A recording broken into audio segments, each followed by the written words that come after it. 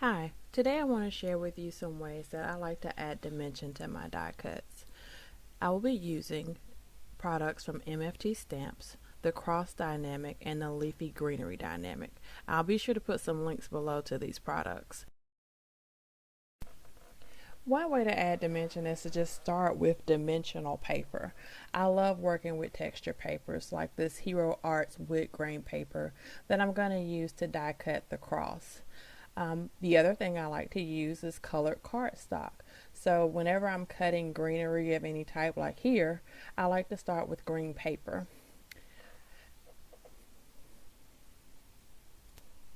Once I have my images cut out, I use my Copic markers or watercolor markers or whatever medium I choose to add that color and dimension to the images. Here I'm using colors E49 and E27. Sorry it's so blurry. I tried to make it get in focus, but it wouldn't. And my colorless blender. Okay, let's push these items out the way here. That greenery die cuts and the green markers. And let's start coloring this beautiful cross with the textured wood grain paper. I just love this wood grain paper. I do use it for a lot of things. Doors, window die cuts, anything, birdhouse die cuts, anything that I really want to give a real wood feel to. Starting with my darkest color marker, this E49, I'm going to go along the edges of the cross to give it dimension, to make it look like that the darker shadow or that the thicker side of the cross is at the top and on the left. And then I'm just kind of blend in with my lighter color marker. Normally I choose 2 to 3 Copic color markers in the same family to add dimension and shading. But because this is textured paper, you don't really have to do that, because the texture itself is going to give you your highlights and lowlights and your shiny spots and dark spots, and that's the beauty of using textured paper. And there's all sorts of texture paper out there. Like I know there's some that look like polka dots. I've seen some that look like beveled edges for frames. So just keep those in mind whenever you're using your die cuts and you want to add some quick dimension to your images. You can even create your own texture paper with embossing folders. I have several embossing folders. I think I even have one that does create wood grain as well, but I do prefer the already pre-made product from Hero Arts. And there's some others out there as well, but this is my favorite. So as you can see, there's that texture. Hopefully it'll come into focus here pretty soon, but you'll see it on the card on the end result. Recapping my markers, and now we're going to start adding dimension to our leafy greenery here. So I am going to use 2 colors here, a darker green and a lighter green, and I'll list the Copic colors that I'm using. I forgot to show the cap color here. So again, same concept. I want to show a thicker side to add that dimension, to show that dimension of the leaves. So I chose to do the bottom of each little leaf there with my darker color, and then I'm going to come in with my lighter color and add that to the top. So I'm doing several of these at a time. While I have the darker one unmarked, I'm going to go ahead and do it. Go ahead and put that add that color there, and these are so tiny so you can't see what I'm doing here, but again, it's the same thing. I'm putting the darker color on the actual stem itself, and then under the bottom of each little leafy part of the leaf. I don't know if this is right or not. I think some people call them fronds. I don't know, but anyway, I'm gonna call it the leafy part. So as I mentioned, after I add that second color, I'm going to come in now with my colorless blender and just smooth everything out. Now the colorless blender does just that. It blends everything. It's moving the color around. So I'm going over the top of both of those colors, and since this is such a small area. The colorless blender will also darken my colored cardstock a little bit, so that's helpful too in creating a smooth blend. Now I will give this one tip about choosing your colored cardstock and then adding Copic markers to add that depth and dimension. Make sure that your cardstock is going to be the lightest color in your shading. So there are those leafy fronds, and that is how I add dimension to my die cuts. I'm gonna speed this part of the video up. This is just me making the rest of the card. This is the polka dot, Itsy Bitsy polka dot background stamp by MFT as well. My favorite things, MFT stamps. And I'm just using,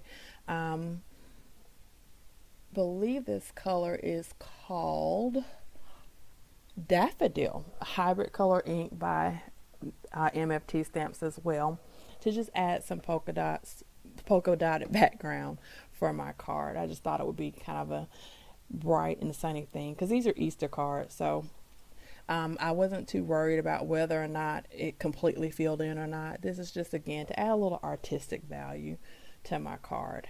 I chose this Love Never Fails stamp by Jillibean Soup to add as the sentiment on at the front of my card.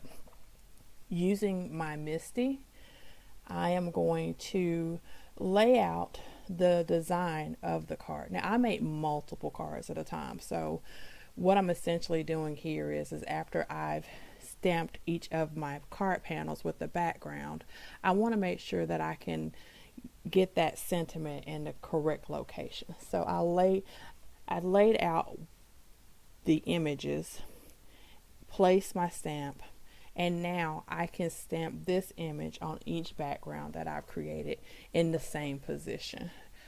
That's the beauty of a stamp positioner as well.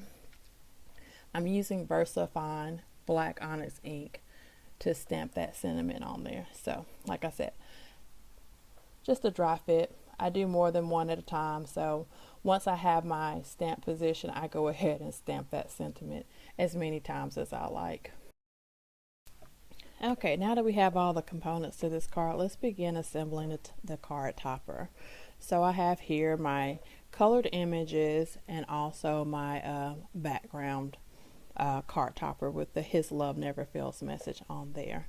I'm applying glue dots using my Tombow tape runner, and again, I'll put a list of the supplies that I'm using in the blog and hopefully down below in this YouTube video. And I'm going to start pasting those things to the card topper. The paper that I'm using here is actually just a leftover piece of paper from my mailing labels. So it's a non-sticky sheet that allows me to apply the glue from edge to edge of any image. So I mail things a lot from my Etsy shop, and so I save the leftover paper so that I have an endless supply of non-stick sheets that I use to apply glue to my images edge to edge. I'm pretty sure at the end of this video as well, I'm going to use an eraser to get rid of any excess glue from the edges of those images. Now, that Leafy Greenery die cut is very fragile, very delicate. So it looks like I'm using a lot of force here to work with those images, but I'm actually being really gentle and really careful even when I'm applying my glue. It's so easy to tear these images up, and I don't want to waste all my hard work. So just very carefully and very lightly, I'm adding glue. And to add even more dimension to this card, I didn't even really add glue to every inch of those leafy green images. And that way some of them kind of stuck up, some of them could lay across each other, and they wouldn't really be sticky, but they would lay flat in the envelope. Yep, there's that eraser. Now I'm just getting rid of some of that excess glue. This is an adhesive eraser. I think there's more than one brand out there, I'm not sure. But you can find these online and in craft stores as well. And again, there's a link. So there's that card topper. And now I'm just gonna paste it to this green card base, again using my adhesive runner. I always joke with people that whenever I put my card toppers on my card base, no matter what I do, they always end up a little crooked. So that's how you know it's an Egghead Creations original. If your card topper is a little crooked on top of your card base, then you got an Egghead Creations original. But hey, that's why they call it handmade. So there's the card. I am going to add a final touch because it looks like that cross is floating. So I'm going to take a light gray marker, probably like a N0 or N1, and my colorless blender. And I'm just going to add a little shadow down there at the base of the cross to make it look like it's standing on something, sitting in something on the ground. It's called grounding an image. So that's that. Careful not to touch that black ink. And there is the final card, finished card. His love never fails. I hope you enjoyed this video. I hope you learned something, and hope to see you again soon. You guys have a great day.